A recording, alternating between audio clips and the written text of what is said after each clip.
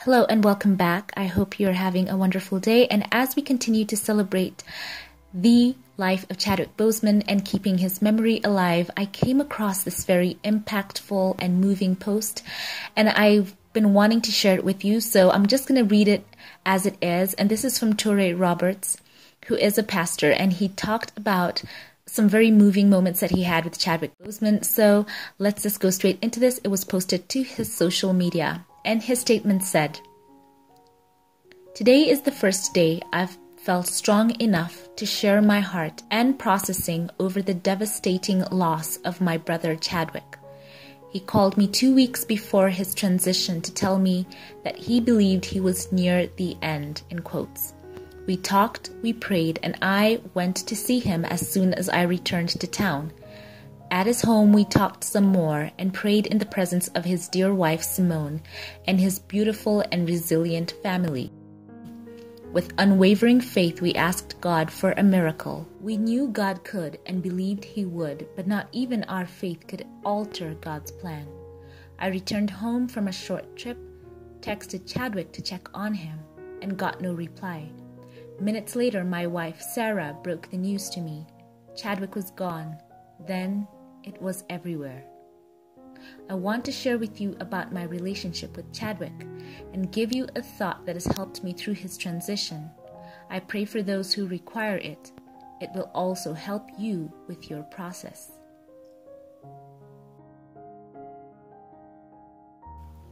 Chadwick Boseman. Our relationship was built upon God.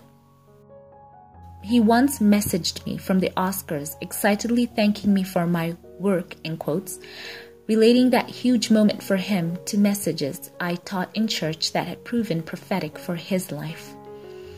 We had deep exchanges that sharpened each other's faith. We talked through the pandemic, and he gave me an extremely regimented health protocol to keep my family safe. In hindsight, I understand why this was important to him. It was what he was personally using because of his condition. My career and calling has blessed me to know a tremendous amount of people, but there are very few that I would call friend, mainly because, at least to me, the main requirement for a true friend is that they see me. Chadwick saw me and I saw him. We saw each other through the eyes of God, and that's what made our friendship real. God was the bond of the friendship. In fact, God was the friendship. A couple of days after Chad's transition, I had an epiphany in the shower during a moment of inconsolable grief. This revelation lifted my spirits when nothing else would. The epiphany was this: if God, Jesus, was the relationship and the bond that connected us, then the closer I became to Jesus, the closer I would be to Chadwick, because Chadwick was not over, just hidden within God. There is a comforting passage in Scripture that explains this and speaks about transition and reads, "To be absent from the body is to be present with the Lord." This speaks to two realities that we must grapple with when a believer transitions: their absence and their presence. The devastating part for me and those who love Chadwick is his absence. That's the hurt. That's the hole. That's the feeling of helplessness, anger, confusion, and a myriad of other emotions those who love him have to process and endure. Although that absence will always be there, it will become more manageable over time. But there's another reality that, if we understand it properly, will offset the reality and pain of the absence some. That's the reality of presence. Chadwick is present with the Lord, just as sure as the reality of his absence is also his presence. Absent here, yes, but present there. But where is there?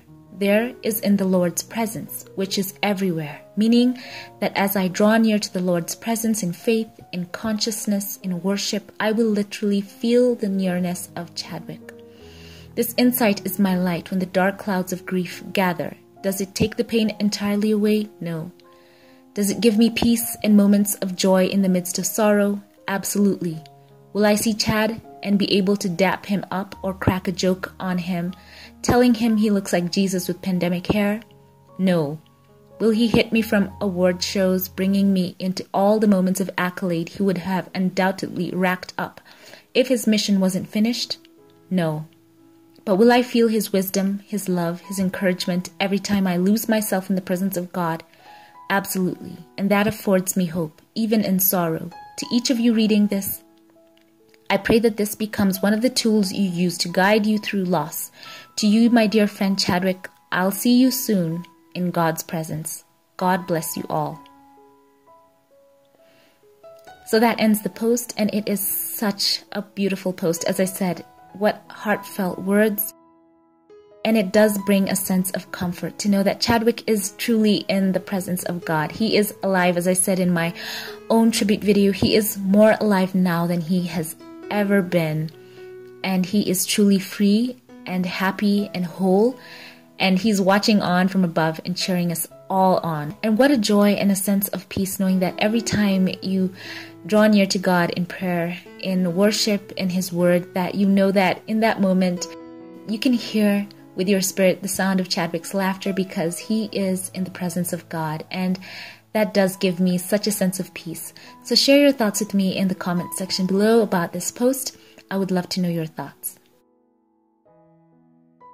So I hope this also brought you a sense of peace as I read this to you. And share your thoughts with me in the comment section below. And thank you all for watching. I love you all. Thank you to my Patreon supporters. Thank you for choosing to support my page. Once again, I appreciate you all for watching, and I will catch you in the next one. Have a blessed one.